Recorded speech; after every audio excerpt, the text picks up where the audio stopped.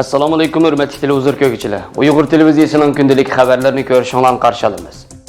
G'o'ljidagi Taksim Sud sarayining direktori Anvar Tursunxo'ja va uning o'g'liga jazo hukm qilinish xavfida ekan.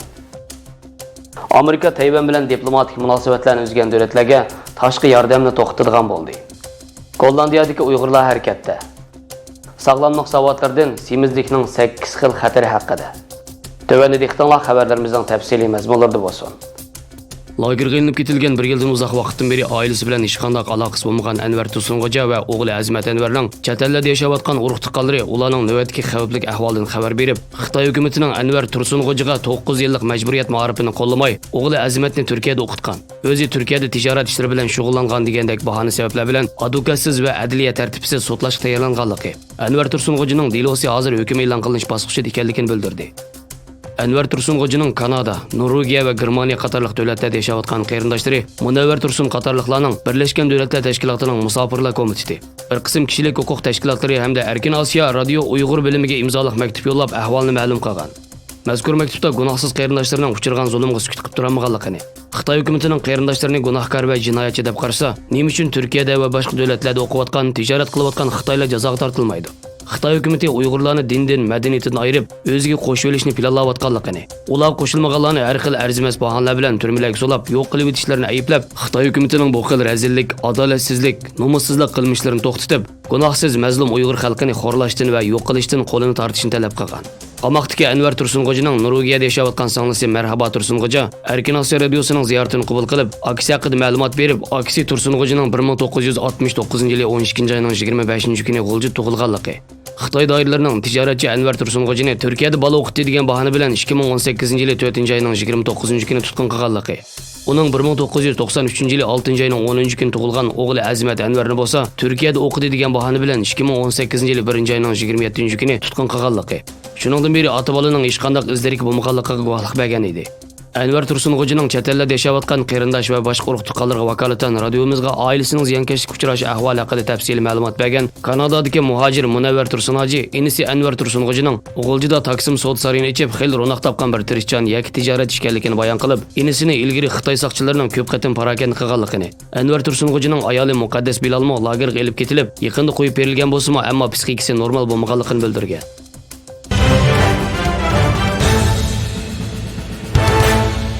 Amerika palatasi tasdiqlagan yangi tabiiy qonun taklifiga binoan Amerika Tayvan bilan diplomatik munosabatlarni to'xtatib, Xitoy bilan diplomatik munosabat o'rnatgan davlatlarga Amerikaning tashqi yordamini to'xtatganligini qaror qildi.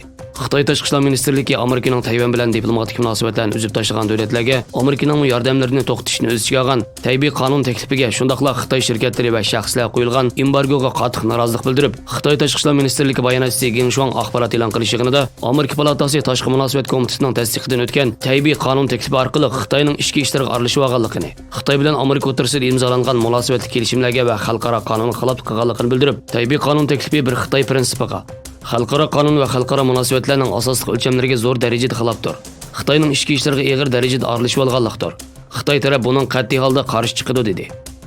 Amerikani bir Xitoy prinsipiga rioya qilishga va qonun taklifini amaldan qoldirishga chaqiriq qilgan Geng, Amerika bilan o'rta yo'l topa olishini, o'zaro hurmat asosida o'xshamasliklarni kontrollik ostiga olishni hamda o'zaro manfaat doirasida hamkorlikni kengaytirishni orzu qilganligini bildirgan. Amerika palatasi tashqi munosabat komiteti tabiiy qonun taklifiga asosan ittifoqdosh Tayvanni xalqaro qo'g'dash va yaxshilashtirish harakati qonun taklifini rasmiy qabul qilgan edi. U qonun taklifiga binoan Amerika hukumati Tayvanni diplomatik saviyada e'tirof qiladi hamda Tayvan bilan diplomatik munosabatlarni to'xtatib, Xitoy bilan diplomatik munosabat o'rnatgan davlatlarga Amerikaning qiladigan tashqi yordamini to'xtatib qo'yalaydi yoki o'zgartirish kirgizalaydi degan.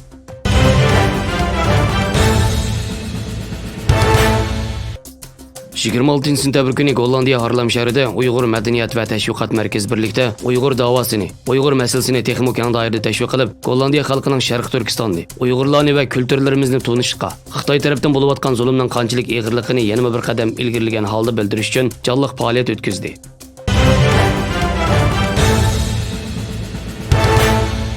Semizlikning 8 cho'ng xatari bo'lsa, birinchi, nafas vaqtliq to'xtab qolish, semiz kishilarga nisbatan aytganda, yog' kekirdek yig'ilsa, nafas yo'li to'silib qilib, nafas vaqtliq to'xtab qoladi. Eng og'ir bo'lganda nafas vaqtliq to'xtab 3-4 minutcha davomlashadi. Agar cho'ng miyaga og'ir oksigen yetishmasa, har vaqt hayoti xavf yetadi. Ikkinchi, yurakning yukini oshirib etish.